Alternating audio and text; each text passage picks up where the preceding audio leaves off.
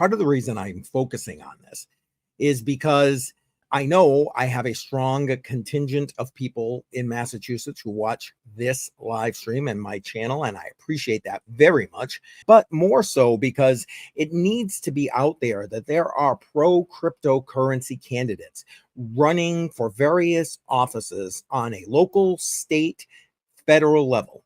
In this case, Elizabeth Warren has been the antithesis of pro-crypto.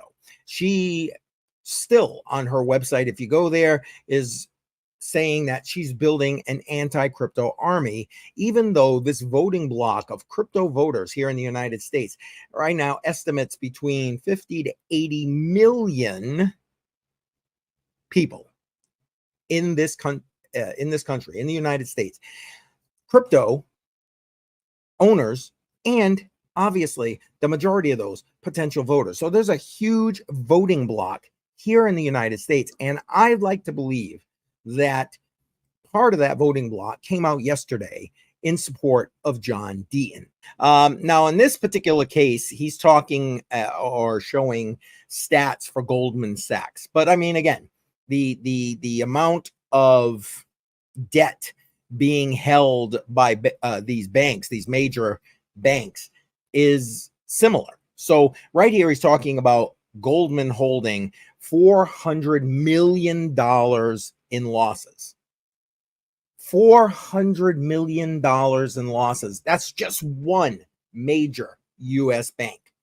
And then he goes on to say right here, 238 billion sold under agreement repurchase, in other words, repos. And if you remember, what was it, back in 2019, we had the repo market just lock up overnight. And the Fed had to step in and inject liquidity into the market. Otherwise, the entire banking system would have collapsed right then and there. So again, as you already know, second attempt on Trump. Joe, you want to chime in before I bring up a couple of things here? No, I want to see what you're going to show, and then I'd love to chime in on that. But just as we talked about this earlier today, I'm not aware of any attempts on a candidate, whether they're running again or whatever. But 2 attempts at that. But yeah, I want to see all the stuff that you have. Sure. Well, let's put it this way. I have a lot of stuff kind of queued up. And if you guys have anything, by all means, queue it up. We'll share it. If not on this stream, we'll share it on the next stream. What do you? Yeah. There it is. Wait, let me bring you up full screen. Go ahead. Here we go. Exactly. Sorry that colors aren't showing all that great. That's good. Maybe if I get the right angle. Yep. Perfect. That's perfect. I got this on the back. I don't know if I showed. Oh, wait, you got some on the back? Okay, here we go. There you go. Nice. There you go. The new game theory. Michael Saylor has kind of set us out there. Again, I'm more on a business end with regard to businesses just like stacking Bitcoin in their treasury, in their reserves, etc. And countries have started to follow suit. Again, everybody knows about El Salvador, but we are going to look at the latest from El Salvador because of that, because quite frankly, I think it's huge news.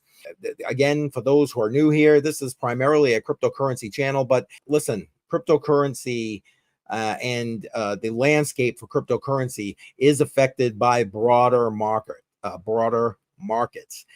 So things like the FOMC meeting, interest rates, et cetera, definitely play a role in affecting the cryptocurrency market. And so that's why for things like this, I cover things like this. Okay, he's coming up to the podium now. Let me bring it up. My colleagues and I remain squarely focused on achieving our dual mandate goals of maximum employment and stable prices for the benefit of the American people. Our economy is strong overall and has made significant progress toward our goals over the past 2 years. The labor market has cooled from its formerly overheated state. Inflation has eased substantially from a peak of 7% to an estimated committed to maintaining our economy's strength by supporting maximum employment and returning inflation to our 2% goal. Today, the Federal Open Market Committee decided to reduce the degree of policy restraint by lowering our policy interest rate by a 0.5 percentage point. So there you go.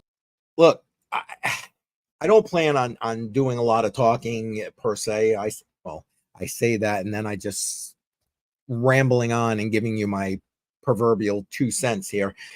So yesterday, Gary Gensler and the rest of the SEC commissioners were in front of Congress, the Financial Services Subcommittee, if my memory serves. I put it in the description, so in case I mess that up, everything I'm going to show you, with one exception, I'll put that in the chat, is going to be in the description of this live stream.